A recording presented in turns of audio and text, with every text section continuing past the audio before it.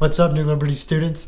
This is Pastor Kyle. I'm so excited to hopefully see you guys on YouTube. I hope you guys have been encouraged through all of these student ministry devotionals that we've been doing over the last few weeks. Pray that it keeps your spirits up, keeps your mind in the Word, and gives you an opportunity to worship with our student ministry, even though we're not able to meet together physically. Love you guys very much. Pray you enjoy the worship and enjoy the devotional. See you guys soon.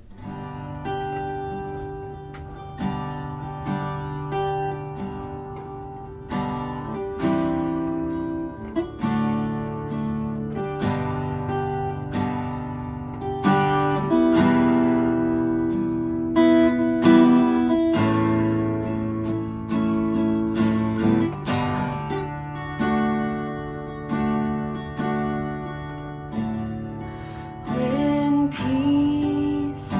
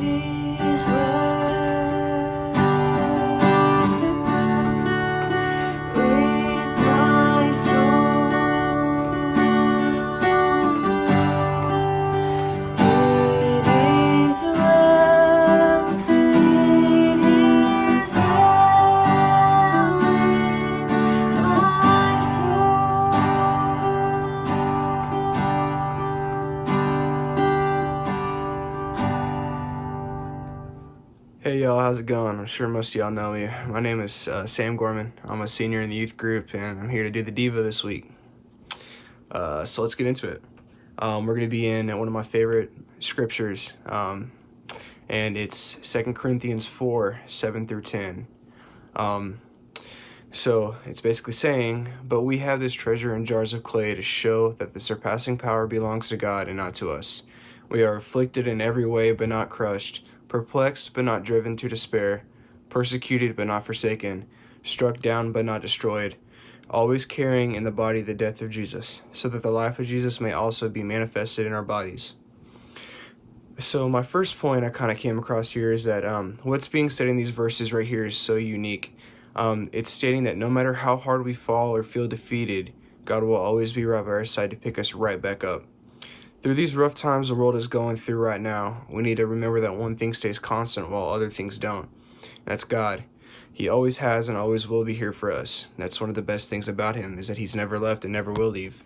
So going into my second point, in our lives we will go through a lot, and through that God helps us and molds us by our daily actions and choices. So our whole mission on earth is to go and spread God's word and make disciples of all nations, like Matthew 28, like we say every single Sunday as we leave the church. Basically, how can God mold us into the Christians we're supposed to be if we aren't being the Christians we're supposed to be? So if you think about it, that's like a really heart-wrenching question, is how can we be the Christians that we need to be if we don't do the stuff that Christians are supposed to be doing? That's basically what I came across here as I've been reading this. So that's kind of stuck with me. So getting into my third point. So the third point of the Devo is, so basically before we find Christ, we are broken, sinful, wretched humans who are just trying to find our way. God does as he always does, and he saves us from that shame and humility by helping us realize that with him, we are so much more than we can even imagine. And with him, he can forgive us of our wrongs. That's one of the best things about him, is that he doesn't care who we are. We can be the most broken, the most sinful. We can be a murderer, and God will still love us all the same. I mean, it's not like he has a limit on how much he loves each person. It's one of the best things about having a all-loving Father. So, yeah. And then getting into my last point. Throughout these 4 verses, there's a theme going around about us being bound by sin and then God coming to save us. So this right here can go along with the theme of what's going on right now with the world. We are bound with coronavirus all around us, and it might seem like it's never going to end, but there's always a light at the end of the tunnel. And with God, there will always be that light, because he's never left and he never will leave. Like I said earlier, I mean, he has always been here, always will be here, and he's never going to leave us. He's not that type of God, which is great. So I want to leave y'all with this brief part of a sermon that kind of stuck with me from one of my favorite online pastors from TikTok, ironically. His name is Alex Dion Watson. He talks about how at this time we need joy, not happiness, because happiness is dependent on what's happening, but joy is unsinkable because it depends on truth. It's like an apple put into water. The apple doesn't sink in the water. The apple signifies joy because your past is forgiven and your future will flourish in God's hands.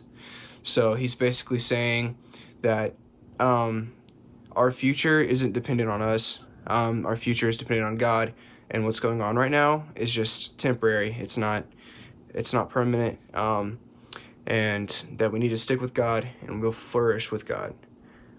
So the last question I want y'all to think about as we go our separate ways this week is, how do y'all think God is working and using you to better yourself through this challenging time?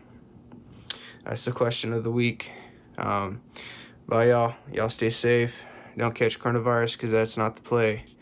Y'all have a great week. See ya.